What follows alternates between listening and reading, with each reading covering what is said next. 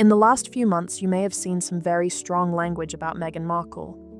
Her Netflix festive special has been called joyless and fake, with one reviewer warning people to take anti-nausea pills before watching. Others joked that Prince Harry looked embarrassed to be dragged into what one critic called a tectonically tacky lifestyle show. Her new business podcast has been described as stomach-turning and an inane stream of mindless aphorisms. If you only read those headlines, the story feels very simple. Meghan tries things, critics hate them, end of story. But what if that is only the loudest part of the story, not the whole one? What if the more interesting question is this? What does she actually do with all that criticism? Welcome to Royally Misrepresented, your calm space for context and facts. Here we step back from the loudest headlines and look at what we can honestly see, rather than what we are told to feel. If you are tired of hot takes but still want to understand, you are in the right place. In this video, we are going to look at one idea: how Meghan Markle has been turning very public criticism into something that looks a lot like empowerment, not in a soft, inspirational quote way, but in 3 concrete areas. First, we will look at the pattern in how her projects are received. Second, we will look at how she has used her platform for digital safety and mental health work, often at the same time that the criticism is at its loudest. Third, we will look at how she is building independent economic and creative power through her lifestyle brand and media work outside the royal system. By the end, you can decide for yourself whether this is a planned strategy or simply what it looks like when one woman keeps moving in the face of constant attack. The stakes here are bigger than whether you like a festive cooking show or a podcast. This is about how we judge the work of women in public life, especially women of color. It is about who gets to call something a failure and which measurements we use for success. Is it star ratings, charts, sales, social impact, personal growth, or something else entirely? It is also about the cost of independence. Meghan no longer works inside the royal institution. That means she does not have its protection, but she also is not bound by its rules. Every project stands or falls on its own, while a global press industry has strong incentives to frame anything she does as either a humiliation or a scandal. So if we want clarity rather than noise, we have to hold 2 things at once. Some of the criticism is fair and points to real weaknesses in her projects. Some of it is clearly exaggerated or shaped by deeper discomfort with the idea of her building a life outside the roles she was expected to play. With that in mind, let us look at the pattern. First, the criticism itself. Take her Netflix series with Love Meghan and its recent festive special. Critics across several outlets have given very low scores. One review in Britain told viewers to take anti-nausea pills before watching and described the special as self-congratulatory.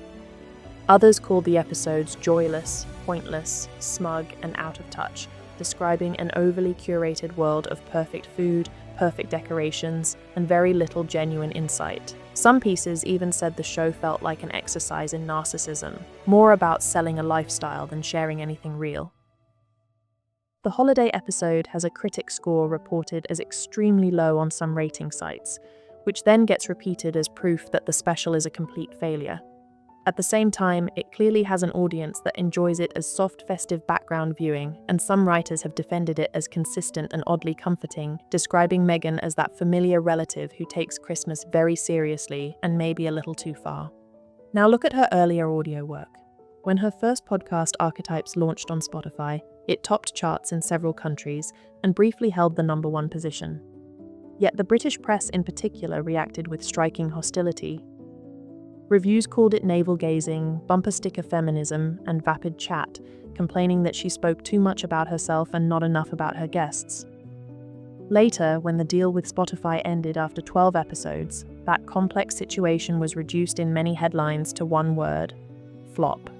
Her children's book The Bench followed a similar pattern.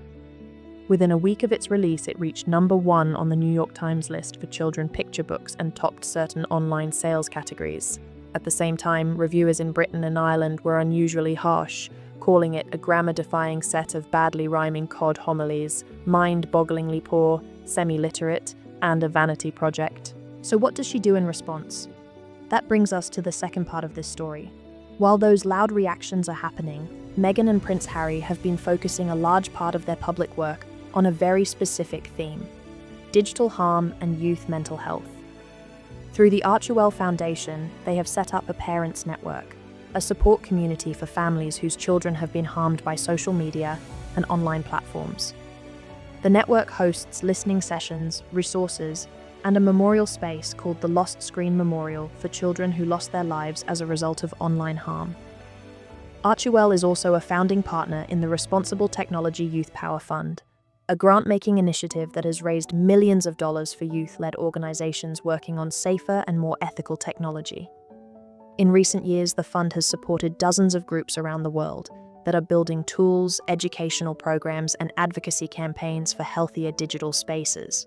They have partnered with groups such as Girls Inc. and Half the Story on projects that focus on digital wellness for girls and online safety education, helping to fund programs that teach healthy technology habits, address body image pressures, and support girls' mental health. They have spoken at events in Washington about social media harm's remembrance, supported families who are campaigning for regulation of platforms, and most recently welcomed new legislation in Australia that restricts social media use for young people under 16, calling it a bold step and urging tech companies to take responsibility. The third part of this story is about independence. Parallel to the Netflix series, there is her lifestyle brand, first announced as American Riviera Orchard and now renamed as Ever. Through trademark filings and public reporting, we know that this brand is designed to cover a wide range of products connected to cooking, entertaining, and home life. That includes tableware, linens, cookbooks, jams, and other food items, as well as garden and wellness products. The brand is closely tied to her media work, with Love Meghan often functions as a visual companion to the world that As Ever is trying to sell. Candles, table settings, recipes, small seasonal rituals. Critics see this as proof that the show is nothing more than a long advert. From a business perspective, it is also a way of creating a direct relationship between Meghan and people who like that aesthetic, without relying on the royal institution or traditional British media to act as gatekeepers. It is worth noting that this path is not simple.